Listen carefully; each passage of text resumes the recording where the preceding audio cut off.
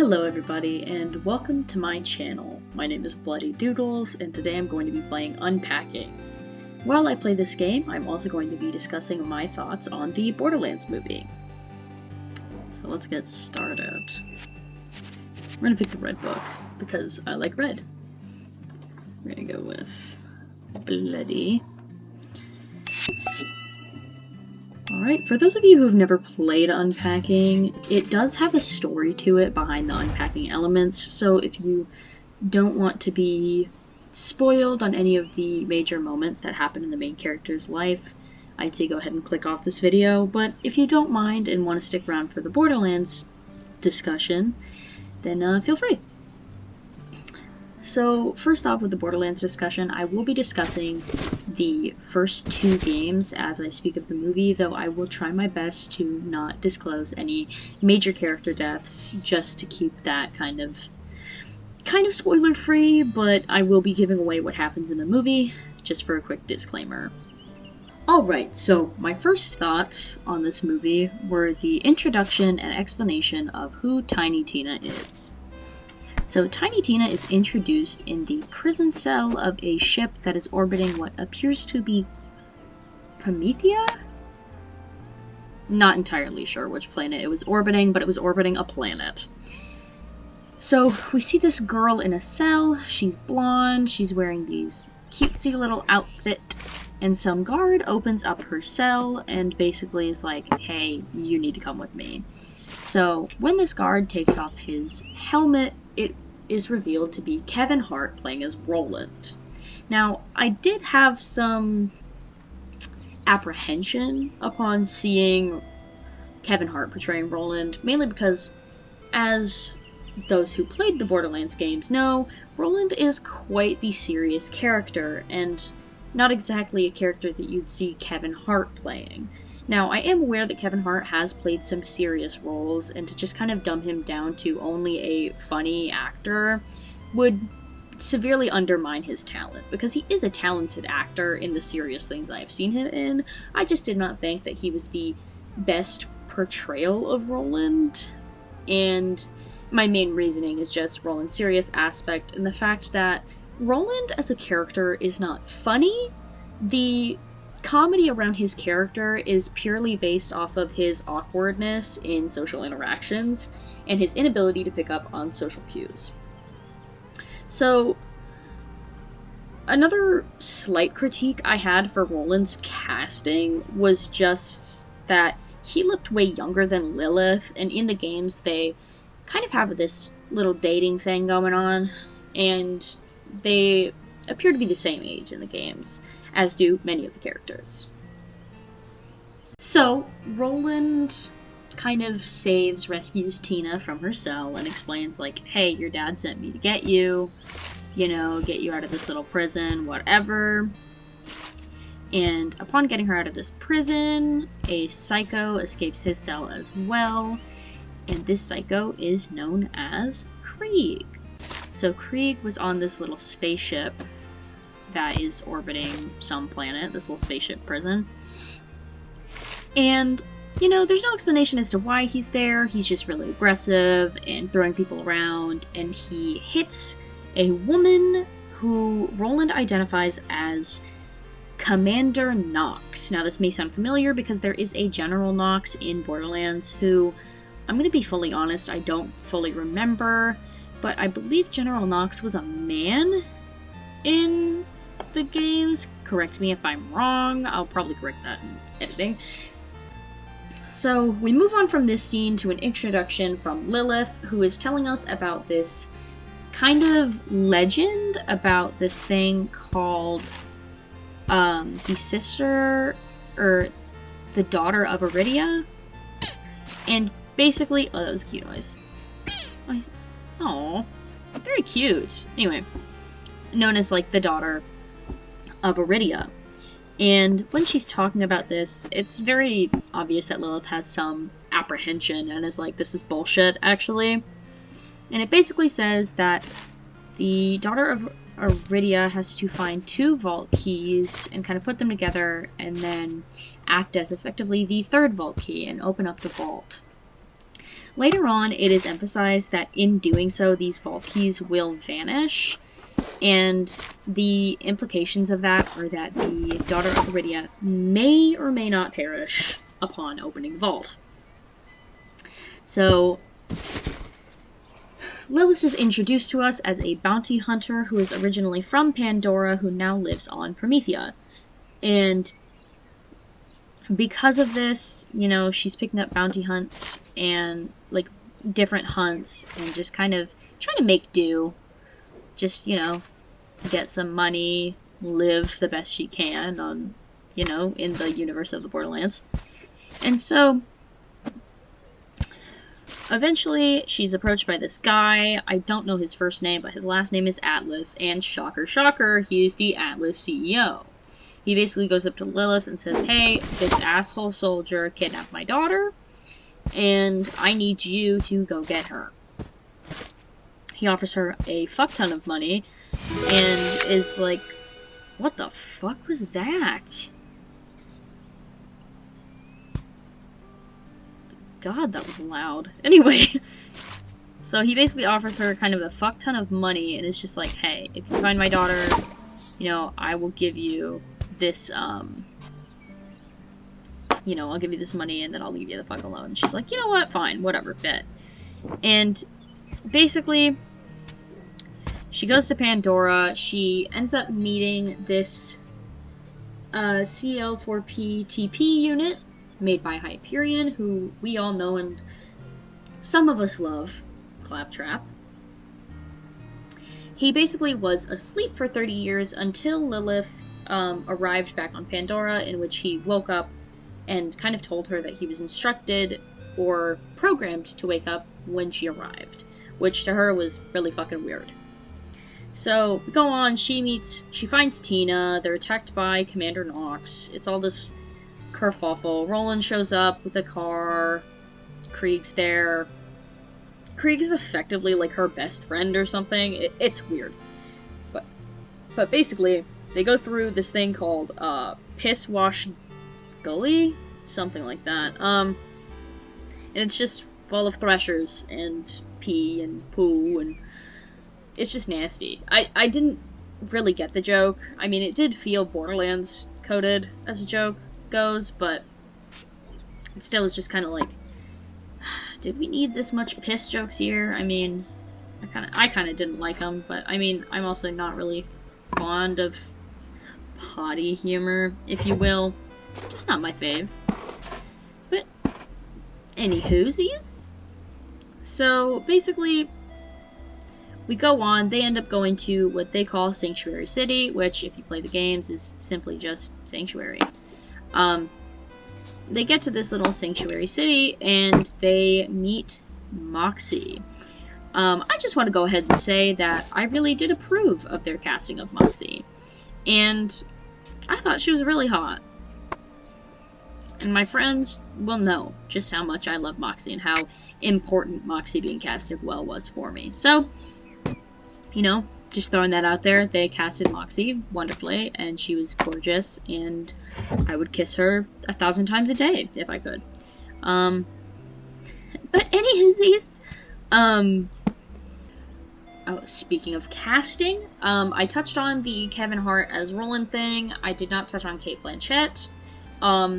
I did mention that I thought Roland looked a totally different age in the movie than Lilith did, and I still kind of stand by that, because Lilith is played by Cate Blanchett, who is, I believe, 55 years old, and she does look beautiful for her age, and I had no problem with them casting her as Lilith. However, Kevin Hart is 45 years old, and he very much does not look old.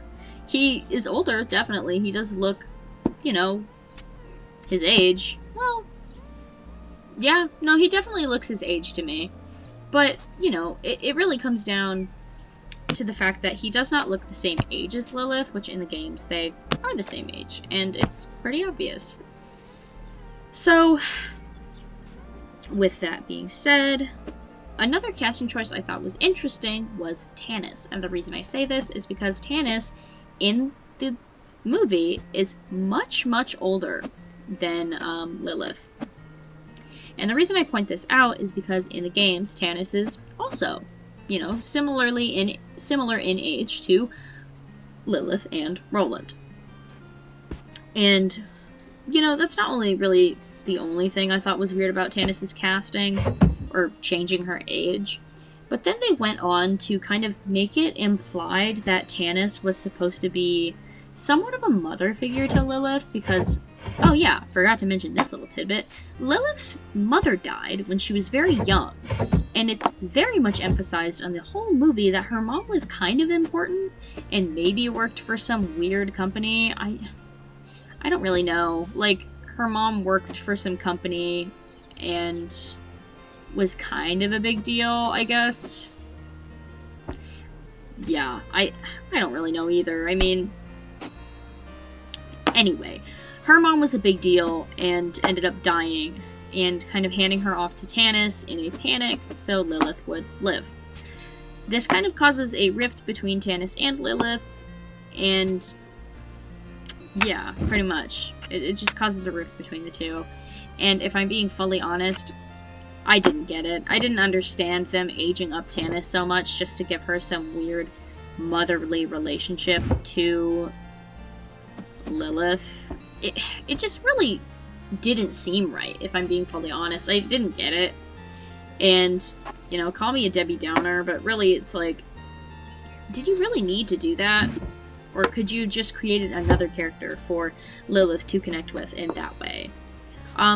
They also do imply that Moxie is much, much older than Lilith, which that I do kind of, you know, I can kind of see that one.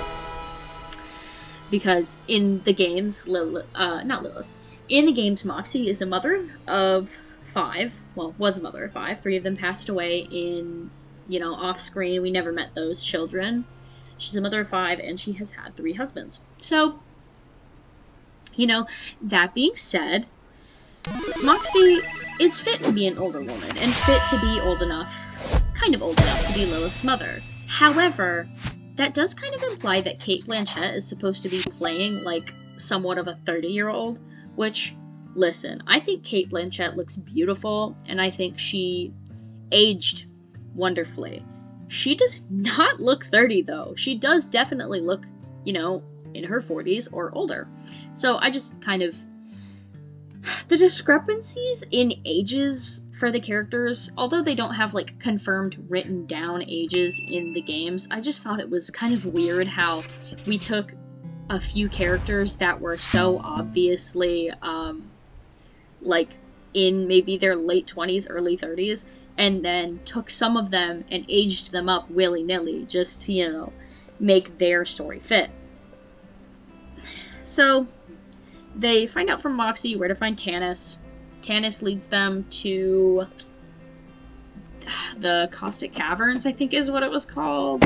Yeah, I'm trying to remember correctly right off the top of my head, because I didn't write down things verbatim. I just kind of, like, went and jotted down some notes that I really wanted to keep track of. But, oh, I do want to point out, though, with Tannis, they very much did keep Tannis autistic, which I thoroughly appreciated. I am not autistic myself, so I cannot speak on the representation or how they portrayed her, but I do want to say, like, I appreciated that they kept her, you know, kept her that way, and, I would love to see someone analyze how they wrote her, and, like, how they did with the autistic representation in the movie. But, you know, Tannis, they go to the Caustic Caverns, they run into a bunch of bloodshots, they find a vault key, and at one point before they get there, sorry this is out of order, before they get there, Tina reveals that she was cloned from Iridian blood on a vault key, and that Atlas wasn't her father, he just, like, made her in a lab, and, like, made her for the sole purpose of opening a vault, and it was just this whole thing where it was like, what the fuck?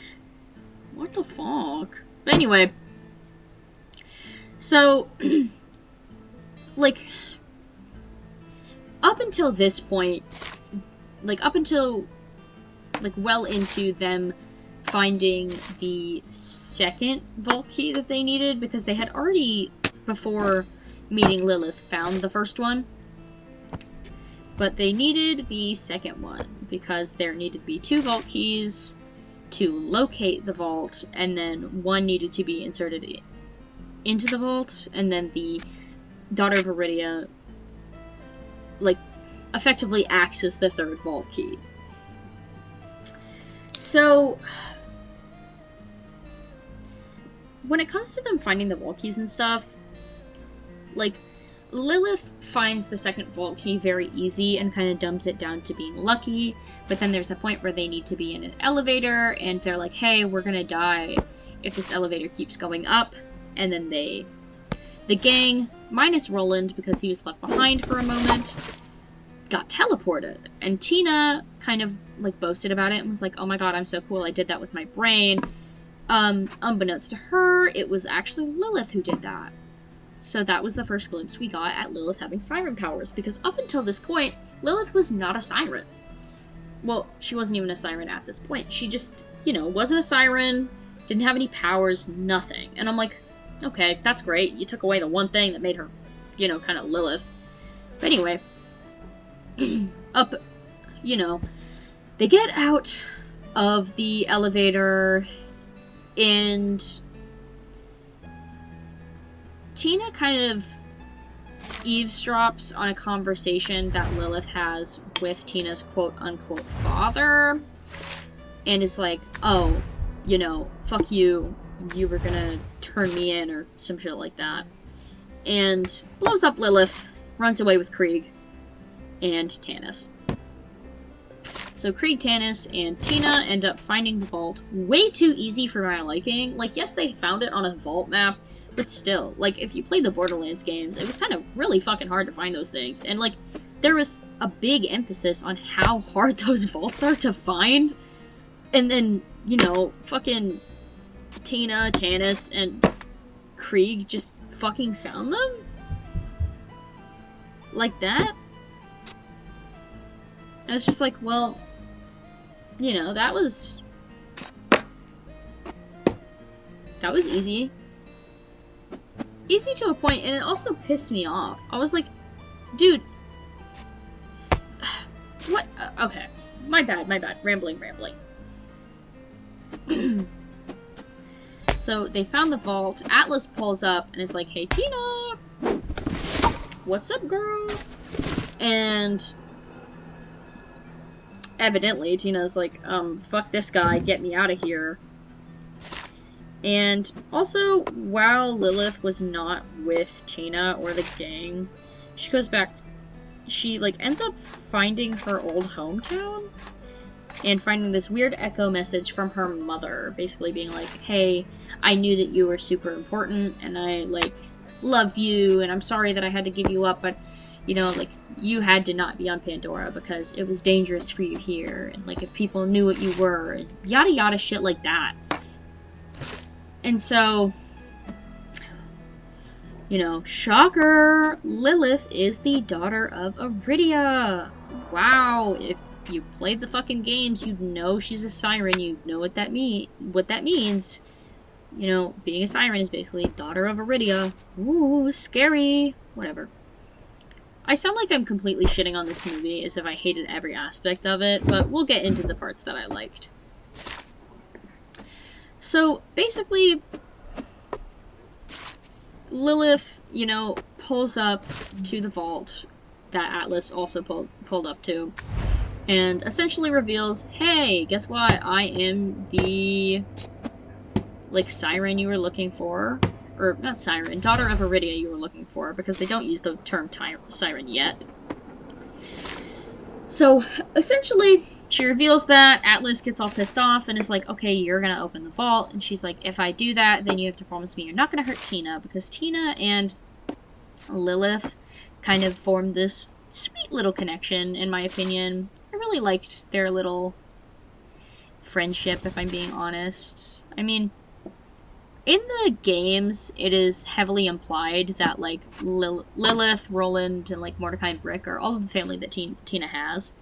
And she definitely does kind of have this, you know, parent-child relationship with Roland, but it starts to kind of extend to Lilith in the movie, which I really do appreciate. We do kind of see some of that in the Borderlands games. In specifically the Bunkers and Badasses DLC, the Assault on Dragon Keep, with Tina, we do see Lilith kind of try to, not fully parent her, but just kind of be like, hey, like, you need to be eating stuff other than just crumpets. And then Tina's just like, damn, I don't want to, though. Anyway. So, Lilith opens the vault. Tina kind of has this moment of like, no, don't! Because Tina thinks that it's going to kill Lilith, and they have this kind of emotional little thing going on. Very sweet, if I have to say so myself. So, she opens the vault. She takes Atlas in there, and like he kind of has like a gun to Tina's head the whole time, and it's like, oh, well, you're gonna bring me in there, because if you don't bring me in there, then I'm gonna fucking blow her brains out, or shit like that. And, well, you know, Lilith brings him in there, and she's able to take away his really cool high-tech Atlas shield, and then, kind of let the Destroyer take him, which, low-key, I kind of wish that we got more of a view on the Destroyer. I didn't like the fact that we, like, didn't see anything of the Destroyer. We just saw, like, some tentacles, and that was it. And, like, they didn't even show the Destroyer, like, kill the Atlas guy, which I thought would have been really cool. Like, seeing him get, like, skewered by a tentacle would be kind of cool. But no, we didn't. It just, like, wrapped its tentacles around him and dragged him down into the depths of the vault, which is like, okay, well, either he's just gonna get killed, or he's gonna have a really interesting time with that thing. I don't know, man. I've seen some things. But anywho, Lilith leaves the vault, and it's kind of just like, the Vault Hunters don't go in there? Like, the Vault Hunters just don't go in the vault. They end up going back to Sanctuary and, like, celebrating, being like, oh my god, Atlas CEO is dead, yay! And it's like, yeah, that's a good thing, but also, are we forgetting about the fact that y'all literally opened a vault, which is, like, one of the things y'all have been meaning to, like, one of the things everyone's been meaning to fucking do? Yeah. So, there's that, which it's like, I know I shouldn't have too high of expectations for this movie, but also it was like, so you had them all open this vault for essentially no fucking reason. They just opened it, left this guy to get tentacle fondled or whatever the fuck happened to him, and then that was that? I don't even know. I will say though, in the final, like, in the final kind of hurrah of the movie, where it's like showing everyone excited and being like, oh my god, they did it! They defeated the Atlas CEO guy! Whoa, he's so evil! We did get to see some characters that I was excited to get cameos of. So we have seen Moxie in the movie, and as I said, I believe she was casted beautifully. And we also got to see Scooter and Ellie, which I honestly wasn't expecting, and I was really excited to see them. I do kind of wish they would have had a bigger part in the movie, but I do understand with the kind of limited plot they had why it didn't happen. There were definitely references, though. We do see a van at one point that says, like, Scooters. I don't know if it said Catch a Ride on it, but it definitely said Scooters. So that was a plus. That was like, yeah, okay, cool. We got to have, like, a slight nod to Scooter, and it was very nice. But other than that, you know, the movie kind of ended on a weird foot. Lilith is the Firehawk. She's a siren now, but the only reason she discovered that she was a siren was because she, you know, touched a vault key and opened the vault, which in of itself is, like, fine. I will say they did not give her the one thing that is really important to Borderlands when designing a siren character, which is the fucking siren markings? She doesn't have fucking siren markings. Dude, that's like kind of an important thing to being a siren, if I say so myself. Like, I mean, I'm not one, but you'd think, you know, like, they're making a siren, like, they'd at least know that about the game. But alas, they did not. So, my kind of final opinions on the movie overall is, for a movie, I thought that it was pretty good is kind of a stretch, but it was definitely watchable. It was definitely palatable, I'll say. It was palatable, and it did definitely kind of leave an impact. I feel as though if you were not a Borderlands fan watching this movie, it would be a lot more enjoyable, though. But coming from the glance that I am a Borderlands fan, I didn't enjoy it that much. I liked the set design. I thought that some of the stuff they were doing with the characters they did choose were fun, but a lot of it didn't quite fit. And I mean, the proof is in the pudding. The person who directed and screenwrote this movie was Eli Roth. Now, no hate to Eli Roth. He has shown me many a time that he is quite the skilled director and screenwriter. I'm saying this because I am a horror movie fan, and he directed, not sure about screenwritten, not sure if he screenwrote them, but he did direct Hostel 1 and 2. I'm not sure if he directed the third one. But either way, he definitely is a good director. He just really fell short here. And I think that might be because I believe that this movie was not made with Borderlands fans in mind. I mean, of course it wasn't. It was definitely a cash grab. But who am I to say that? The Borderlands movie was not made with fans in mind. In my opinion, I believe that it was made with the thought of people who have heard of Borderlands but don't know anything about it, and, you know, don't want to take the time to play 2 or 3 pesky little video games. So, as much as I'm, like, saying, like, oh, if you're a fan, you probably won't enjoy it, I do recommend giving it, like, one watch, because it was a fun watch. It was definitely a movie. It was definitely a movie. Not exactly a great Borderlands movie, but by itself, it's pretty enjoyable. I will say, a lot of the plot points in it really could have been more tolerable if they had just kind of made their own characters instead of used already existing ones. Because the use of already existing characters that already have, you know, major parts in the story, and kind of just doing your own thing with them, people who have seen these movies are going to look at it and view it as you doing something disrespectful. Which is taking characters with pre-existing lore and making your own for a movie disrespectful in of itself? No, but when you look into the fact that you completely disregarded half of the lore of Borderlands in doing so, it's just not great. I wouldn't say disrespectful, because that sounds like I'm trying to cancel Eli Roth. I'm not. But, I don't know. To an extent, I kind of think that this movie should have been left alone and not done. Now, I'm not a director, so I don't know how hard it is to actually contact, like, creators of games and get in touch and ask them, you know, how they want something to be done.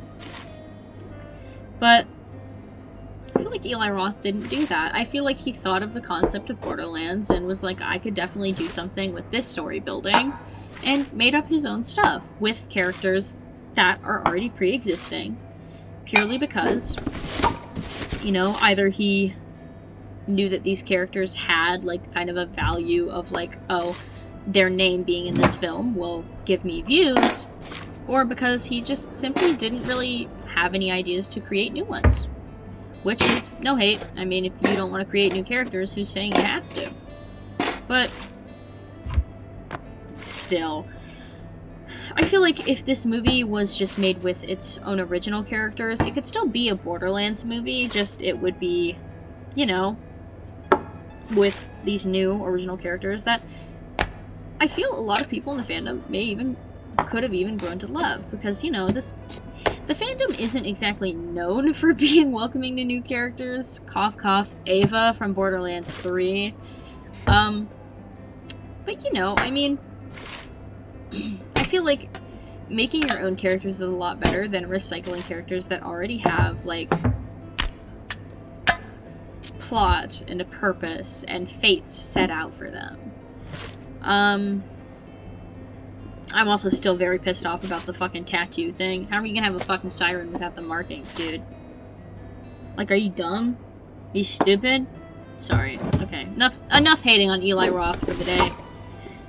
I actually think he's a very skilled and talented director, so I'm just kind of fucking around. I'm also gonna be fully honest, this is not really scripted, so I am also just kind of talking out of my ass as I go. Yay! But onto kind of, like, circling back around to kind of, like, my casting opinions. I feel like Cate Blanchett did a good job at playing Lilith, and to an extent, I actually believe that Kevin Hart did a good job at playing Roland. It's just kind of when it comes down to, the ages and kind of the discrepancies and, like, I mean, Roland and Lilith, if you look at them in the game, it's kind of like, it's not a bad assumption to make that they are the same age, because I definitely made that assumption. I was like, no, they're definitely the same age. Also, not to mention, in the games, Lilith and Roland have a on and off romantic relationship going on. So, I mean, to say that they're similar in age is not above all reason. So, I really didn't understand them aging up Tannis so much. I don't know if they just did it to kind of be like, oh, well, she knew Lilith's mother? Which, like, you could have done that in a different way. Like, I don't know, and I still don't understand the kind of, like, thing of Cate Blanchett is supposed to be kind of playing, like, you're supposed to make me believe that Lilith is, like, what, 30? And she's played by Cate Blanchett. I don't know, man. But, I mean, that's really all of what I have to say about the movie. It was an interesting watch. I didn't completely hate it, just, like, movie-wise. Would I watch it again? Maybe with a friend. But, as for just, like, my own, entertainment, I would not watch it again, personally. That is strictly, like, a friend movie, if I'm being honest. Strictly just a movie you watch with your buddies, and, yeah. I am gonna finish up this level. And then, you know, we'll be all good. I do want to say, though, you know, take everything I say with a grain of salt. I am simply just a lad who likes to yap and kind of share my opinion on the internet for no good reason. But, that wraps up, you know, the first 2 levels of unpacking. If you're interested in seeing more unpacking videos, you know, let me know. I can always come up with new topics to yap about.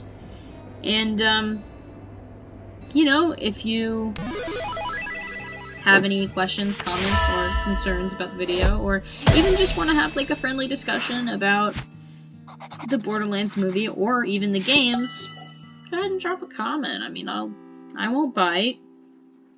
Possibly. No, I won't. But, you know, if there's any suggestions or something you want me to talk about, just let me know. And I hope you guys have a good rest of the night, day, afternoon, whatever it is. Have a good one.